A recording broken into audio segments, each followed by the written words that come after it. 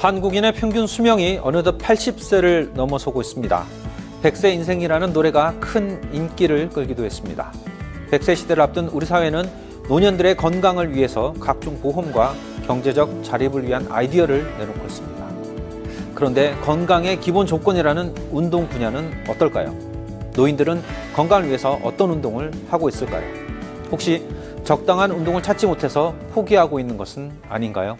상심지 카메라가 여전히 걸음마 수준인 노인 생활체육 그 현장을 찾아갔습니다.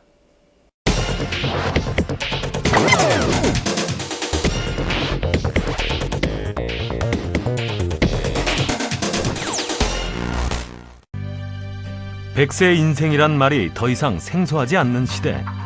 늘어난 수명만큼 얼마나 건강하게 살 것인지에 대한 관심이 높아지곤 있지만 건강 100세를 산다는 것이 그리 쉬운 일은 아니다. 2013년 기준 한국인 남성과 여성의 기대 수명은 각각 77세와 83세. 하지만 질병 없이 건강하게 사는 기간을 의미하는 건강 수명은 그보다 평균 10살이 낮았다. 노년에 10년을 병마와 싸워야 한다는 뜻이다. 실제로 지난해 21조를 기록한 65세 이상 노인 1인당 연간 의료비는 앞으로 점점 증가 추세를 이어가 2060년에는 390조에 달할 것으로 예측되고 있는데 건강이 곧 돈으로 연결되는 시대. 노인 의료비를 절감하려면 생활체육으로 일상에서 꾸준히 건강을 지킬 수 있게 스포츠 복지 시스템을 마련하는 것이 가장 효과적인 방법이라는 목소리가 높다. 규칙적인, 그러니까 지속적인 체육 활동이 일상적으로 이루어졌을 때 얻을 수 있는 건강의 혜택이나 체력적인 면이 많이 부각돼야 된다는 거죠. 우리가 노화가 신체적으로도 일어나고 심리적으로도 일어나고 사실은 사회적으로도 일어나거든요. 심리적으로도 혜택을 볼 수 있고, 예를 들면 자아 존중감이 높아진다든지 자기 효능감이 생긴다든지 고독감을 이겨낼 수 있는다든지 이러한 것들이 있을 수 있고요. 하지만 꾸준한 신체 활동이 노년기 건강 관리에 꼭 필요하다는 공감대에도 불구하고 정작 노년층에게는 아직 생활체육 진입의 벽이 높기만 한데 그동안 우리나라의 스포츠 정책이 메달을 목표로 하는 소수의 재능 있는 유망주들에게 집중 투자하는 엘리트 체육 중심으로 이루어지다 보니 건강 증진이 목적인 생활체육에 대한 관심은 그다지 크지 않았던 것이 사실. 그렇다면 생활체육 선진국인 일본에서는 어떤 방식으로 생활체육이 활성화되고 있을까? 근데 일본이 지금 자치구별로 물론 기본적인 계획안은 정부가 갖고 있지만 그런 것들을 바탕으로 해서 그 어르신들 자체 내에서 프로그램들을 개발하고 프로그램들을 적용하고 지도자를 요구하고 배출하고 하는 과정들 속에서 신체 활동이 자발적으로 이루어지고 있는 거를 제가 볼 수 있거든요.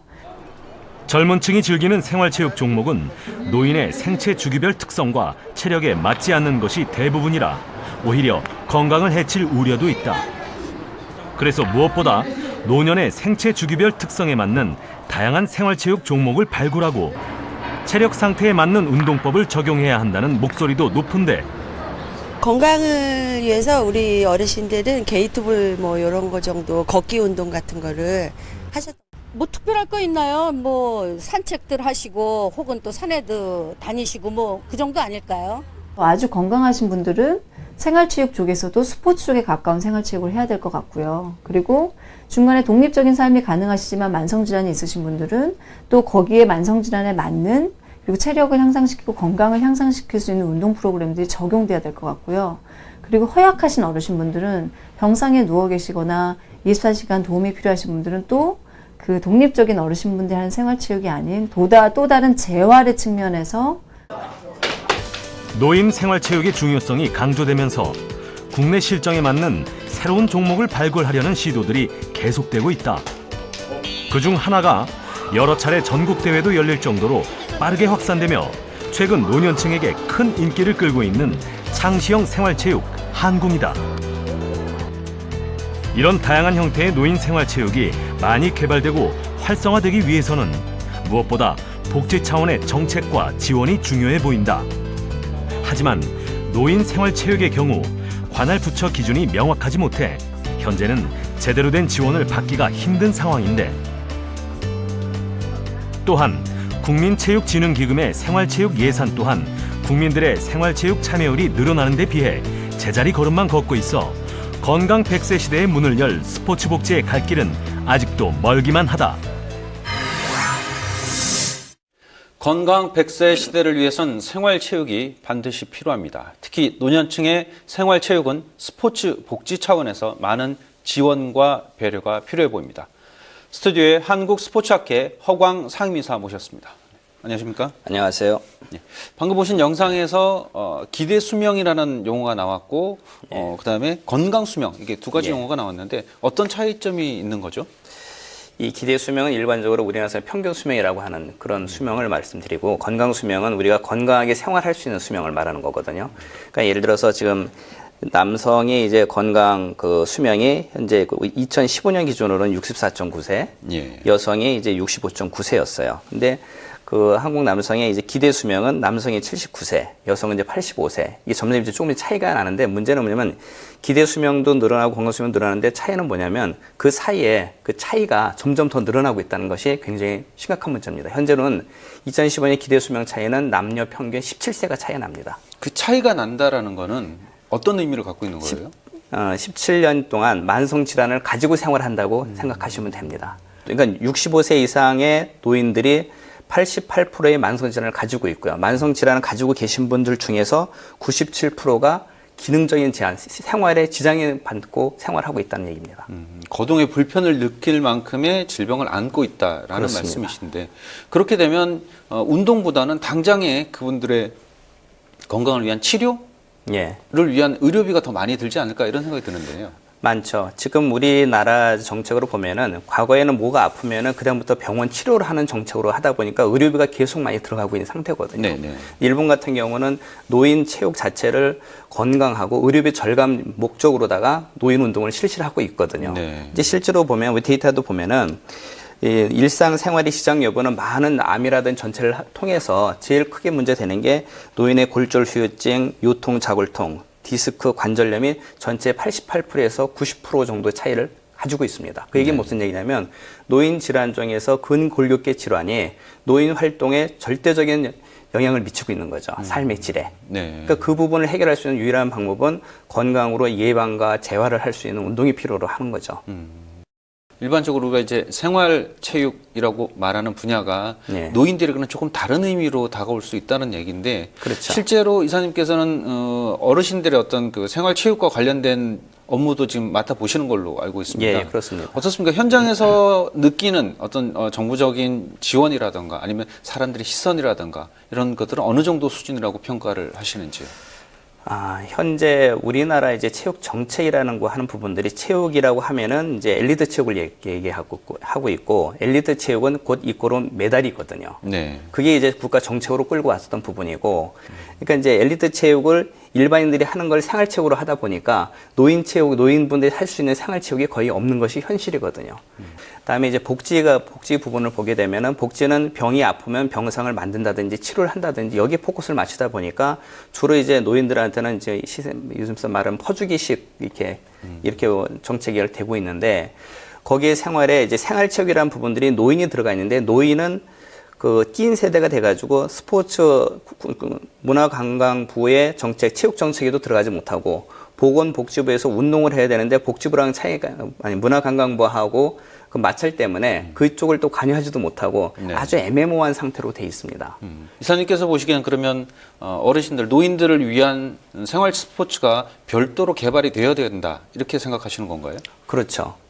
예를 들어서 뭐 일본이나 미국 같은 경우에는 일본 같은 경우는 한 20여 개 종목이 있거든요. 네. 그 종목을 예를 들어서 뭐 탁구다 그러면 이제 라지 탁구라 해가지고 볼을 더 크게 만든다든지 이제 볼이라 그러면 소프트 볼이라 해서 볼을 물렁물렁히 한다든지 그 노인에 맞게끔 그 스포츠 종목이 변형되고 조정되고 게임 룰을 바꿔서 하고 있습니다. 네. 그것도 이제 미국 같은 경우는 내셔널 시니어 게임 어소시에이션이라는 단체에서는 노인들을 5살 단위로 다 운동을 따로따로 해요.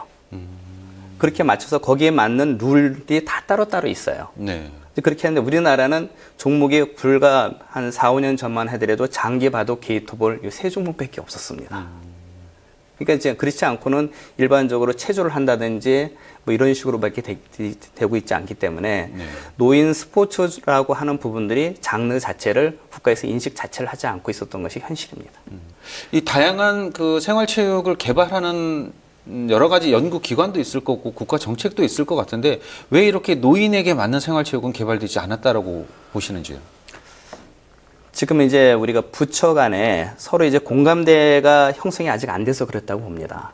지금 우리가 노인 건강 100세 시대를 살아가고 있고 또 이제 100세 시대를 준비를 해야 되는 과정인데 우리나라는 개발 조성에 빠른 속도로 개발을 하다 보니까 우리나라 알리기 위해서 엘리트 체육 종목을 그 포커스를 거기에 맞춰서 모든 정책을 몰입을 했었고요. 일단 노인들도 빠른 시간 내에 노인이 급속하게 되다 보니까 국가 정책이 미리 따라가지 못했던 거죠. 이제 이제부터라도 뭐 미국이라든지 일본처럼 노인 체육에 대해서 노인 의료비에 포커스를 맞추고 노인 건강에 맞춘 종목들을 개발하고 해야 되는 부처들이 나와야 됩니다. 현재는 그걸 담당하는 부처나 어떤 단체나 이런 것들이 거의 없는 게 현실입니다. 기본적인 부처 자체가 없기 때문에 그렇습니다. 이런 정책들이 제대로 수립될 수가 없다라는 평가신데요. 예. 최근에 보니까 올림픽에서 좋은 성적을 냈던 영국이나 일본 같은 경우에는 이런 생활체육이 기반이 돼서 올림픽에서 성과를 냈다라는 평가도 있거든요. 예, 맞습니다. 제가 지난해 이제 헝가리를 갔는데 헝가리에서 우리나라 조수미아 같은 아주 유명한 오페라 가수가 나와서 노래를 부릅니다. 근데 그 분이 전직 헝가리 육상 국가대표 선수였어요. 아, 네. 그게 무슨 얘기냐면 유럽이나 이런 데서는 생활체육자의 그야말로 생활체육인 거예요. 우리는 엘리트처럼 선수를 육성한 것이 아니라 초등학교, 중학교, 고등학교서부터 쭉 일반 사회인들까지 그중에 잘하는 사람을 뽑아서 대표로 해서 그때 이제 교육을 시켜서 뭐 세계 대회도 나오고 유럽 대회도 나오고 이렇게 나오고 있거든요. 우리나라는 선수만을 육성을 해서 가고 있거든요. 저희 통계를 보니까 그 일본 같은 경우는 예를 들어 수영 예를 보면은 우리나라에서 수영을 하는 학생들이 한 10% 정도 내외래요. 근데 일본은 수영을 안 하는 학생들이 10% 내외랍니다.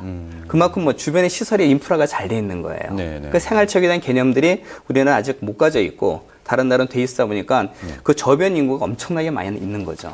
그 많은 인구에서 잘하는 사람을 뽑으니까 특별히 훈련시키지 않아더라도 특출난 사람들이 나오기 시작하는 거죠. 생활체육이 활성화되는 것이 일반적으로 얘기하고 있는 그 선수층을 두껍게 하는 그런 효과가 있다. 그렇죠. 이런 말씀이신 거죠. 예.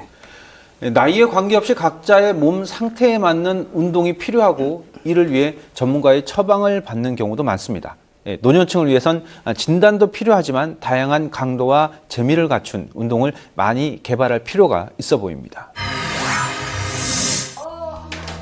전통 놀이인 투호와 궁도의 양궁과 다트의 장점이 합쳐진 한궁은 지난 2006년 개발돼 전국적으로 약 70만 명 이상의 노인들이 즐기는 대표적인 어르신 생활체육으로 자리 잡았다. 한궁이 국내에서 처음으로 세계생활체육연맹 국제 공인 종목으로 인정받는 등 빠르게 확산될 수 있었던 것은 간편한 게임 방식이 큰 역할을 했다. 끝이 자석으로 된 핀을 양손을 모두 사용해 던지는 것이 특징이며 이때 팔은 스트레칭하듯 구부렸다가 펴준다. 표적에 맞은 한궁핀은 점수가 자동으로 합산되는데 한궁 표적판에 접목된 충격 접점 인식 기술과 자동 점수 합산은 발명 특허를 받았다. 그 3대가 그 공감할 수 있는 생활 스포츠로서 작은 공간에서 다양한 그런 그 프로그램으로서 즐길 수 있는 그런 운동이기 때문에 또 쉽게 접근할 수 있는 그런 그 생활체육 스포츠입니다. 그리고 우선 경기 방식이 그 어렵지가 않기 때문에 그 좁은 공간에서 그 4m에서 양손을 사용하면서 우리가 운동하는 것이기 때문에 흔히 우리가 그 노인들한테는 그 흔히 우리가 얘기하는 노화 과정에서 나타나는 근골격계 질환을 해결할 수 있는 아주 커다란 장점을 갖고 있습니다. 부천의 한 경로당. 이곳에도 작년부터 한궁 바람이 불기 시작하면서 어르신들 사이에 많은 변화가 생겼다. 맨 처음 낯선 생활체육 종목인 한궁을 보고 이게 무슨 운동 효과가 있을까 반신반의하던 것도 잠시. 쉽고 여러 명이 함께할 수 있어 금세 한궁의 매력에 빠져들었다. 처음에는 작년에 했는데 5명 가지고 시작했어요. 그런데 우리 회원들 이제 홍보하다 보니까 너무 재미가 있고 앉아서도 할 수 있고 실내에서 비가 오나 눈이 오나 실내에서 하니까 너무 좋고요. 한궁을 시작하기 전까지만 해도 경로당 안을 어르신들이 삼삼오오 모여 가만히 앉아 TV를 보며 시간을 때우던 것이 고작이었지만 꾸준히 한궁을 통해 운동을 즐기는 인원이 늘면서 경로당 분위기도 활기차졌다. 또 좌우 어깨도 좋아지고 팔 운동도 좋고 뇌도 좋아지고 눈도 집중력을 하기 때문에 눈도 좋아지는 것 같아요. 팔 운동 예, 팔 운동 아주 그냥 잘 되고 있습니다. 몇 개월 하셨어요? 한 7, 8개월? 즐거운 마음으로 꾸준히 연습을 계속하다 보니 대회에 나가서도 좋은 성적이 따라오는 것은 당연한 일. 노년기 가장 두려워하는 치매나 우울증 걱정도 이렇게 다 함께 한궁을 즐기다 보면 금세 날아가 버린다. 그렇다면 실제로 한궁이 가지는 운동 효과는 얼마나 될까? 양손을 사용하면서 그 운동을 할 때는 그 뇌의 기능이 활발하게 움직이는 걸 우리가 볼 수가 있고, 또 두 번째는 그 경기력에 집중하다 보면 그 몰입 상태로 인해서 어떤 정신적으로 보면은 상당히 집중력이 높아집니다. 그래서 이거는 뭐 노인뿐만 아니라 청소년들에게도 굉장히 중요한 어떤 그런 부분이 되고 있죠. 이렇게 한궁 같은 생활체육을 평소에 꾸준히 즐기는 것만으로도 신체적으로나 정신적으로 건강 증진 효과를 거둘 수 있는데 노인 의료비를 10% 절감할 수 있는 수준이다. 100세 시대에 스포츠가 최선의 복지로 꼽히는 건 바로 이런 이유 때문 아닐까? 한궁으로 시작된 노인 생활체육 활성화의 움직임이 많은 관심 속에 지속될 수 있기를 기대해본다. 네, 이사님. 영상에서 이제 한궁이라는 스포츠에 대해서 잠깐 소개가 됐었는데 지금 스튜디오에 이제 한궁과 관련된 이 장비들이 나와 있습니다. 예. 간단하게 좀 소개를 해주신다면요. 예, 한궁은 이제 다트하고 비교를 해서 보면 다트는 이제 빨간 뾰족한 쇠핀이 달려 있습니다. 네. 이거는 이제 앞에가 묵뚝하고 이제 자석으로 돼 있어가지고 굉장히 안전하게 돼 있습니다. 생활체육이라는 말이 스포츠 포홀입니다. 그게 남녀노소 누구나 다 할 수 있는 스포츠가 그 생활체육인데 네. 이게 다트 같은 건 위험하다 보니까 그 범주에 들어가지 못하고 있습니다. 아, 이게 우리나라에만 있는 종목인가요? 그렇습니다. 한국 종목입니다. 한국에서 만든 종목이지만 세계연맹에 가입한 유일한 종목입니다. 아, 그래서 이거는 이렇게 점수를 딱 맞게 던져서 부착이 되면은 그 부분을 점수를 인식하도록 돼 있고요. 네. 근데 한국의 기본 룰은 오른손으로 5번을 스트레칭 던지고 왼손 5번 던진 거를 그 합산 점수 가지고 그 대회를 치릅니다. 그래서 양손 스트레칭 운동을 기본으로 해서 이제 노인들이라든지 장애인이라든지 양손 운동하고 주의 집중력 키우는데 굉장히 큰 역할을 하고 있는 운동으로 알려져 있습니다. 이게 아까 말씀하신 것처럼 세계 생활체육연맹에서는 이 종목을 인정을 했는데 국내에서는 과연 그러면 어느 정도 보급이 됐고 정부에서는 이 종목을 어떻게 바라보고 있습니까? 지금 국내에서는 우리가 그동안 아까 노인 정책하고도 똑같은 얘기입니다. 우리가 노인 체육을 갖다가 진행을 하다 보니까 노인 체육 하는 부분들을 생활체육 부분에서 인정을 하지 않았던 부분들이 있습니다. 네. 저희가 노인 체육을 한 지가 10년 동안 이 한국을 진행해 왔거든요. 네. 그러니까 아까도 말씀드린 대로 북부에서 나왔지만 70만 명 이상이 지금 한국을 하고 있고 대회가 연간 한 300회 정도를 대회가 하고 있습니다. 그 어르신들이. 네. 그렇게 하면서도 어르신들은 조직력이 잘 안 되잖아요. 그러니까 조직을 하려면 생활체육에 가입하고 조직을 만들어야 되는데 그것이 특수한 부분이죠. 그게 소외계층에 대한 부분들이라서 그러다 보니까 저변 인구는 많지만 조직적이지 못한 부분이 가장 안타까운 부분이죠. 그래서 현재 한국이 그래도 생활체육회나 체육회에 가입할 수 있는 단계까지는 저희가 이미 준비가 돼 있습니다. 어떻게 보십니까? 이렇게 새로운 노인들을 위한 생활체육이 어느 정도 지금 준비가 되고 있다라고 생각하시는지요? 현재 노인 체육의 새로 종목을 개발한 거는 국내에서는 저희 한국이 처음인 거고요. 네. 그다음에 일본에서는 노인이라든지 어린이들이 맡은 종목들을 개발을 계속해 나가고 있어요. 근데 우리나라는 그런 제품을 개발하고 개발하고 그런 종목을 만드는데 국가에서 문화체육관광부라든지 체육회에서 그걸 지원해주는 프로그램이 전혀 없는 거예요. 그러다 보니까 누가 만들려고 엄두를 내지 못하고 있는 것이죠. 그럼 그렇게 개발을 하기 위해서는 가장 먼저 선행돼야 될 조건이 그럼 정부에 있다라고 보시는 건가요? 우선은 이제 노인 체육을 활성화해서 의료비를 줄인다는 정책이 하나 서야 돼요. 그런 부분이고. 네. 일단 우리나라에 그런 노인 정책에 맞는 스포츠 종목을 만들어서 종목을 개발하고 육성하는 프로그램들이 있어야 됩니다. 네.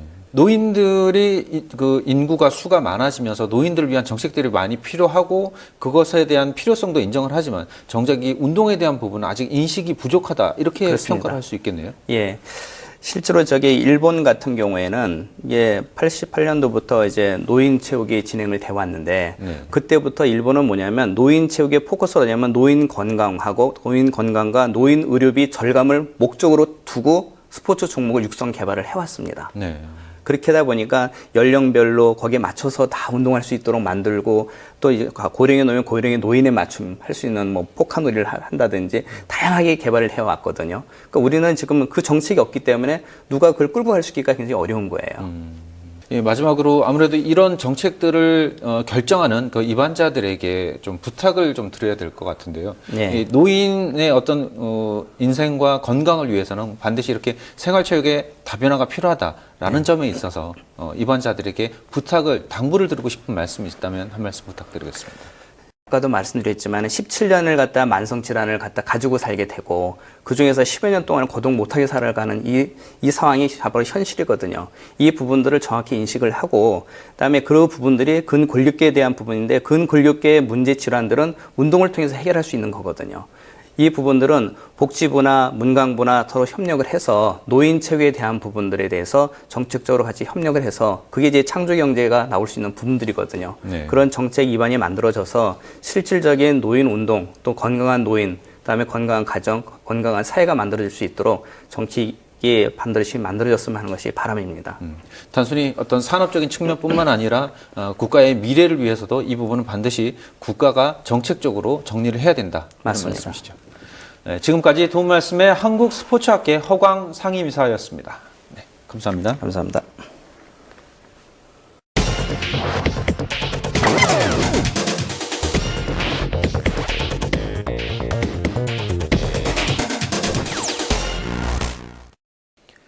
우리보다 앞서 고령화 사회, 초고령화 사회를 접한 외국에선 생활체육을 국민복지 차원에서 접근하고 있습니다. 단순히 평균 수명을 늘리는 것에 만족하는 것이 아니라 건강하고 즐겁게 오래 사는 사회를 만들기 위해서 국가적인 노력을 경주해오고 있다는 말입니다. 왜냐하면 노인이 건강하지 않으면 사회가 책임져야 할 경제적인 부담이 급격하게 늘기 때문입니다. 오는 2026년엔 우리나라의 65세 이상 노인 인구의 비율이 20%가 넘는 초고령화 사회가 시작될 것이라는 전망입니다. 인구 5명당 1명꼴인데요. 지금부터라도 이분들을 위한 건강복지의 준비를 서둘러야 할 것으로 보입니다. 오늘 순서 여기까지입니다.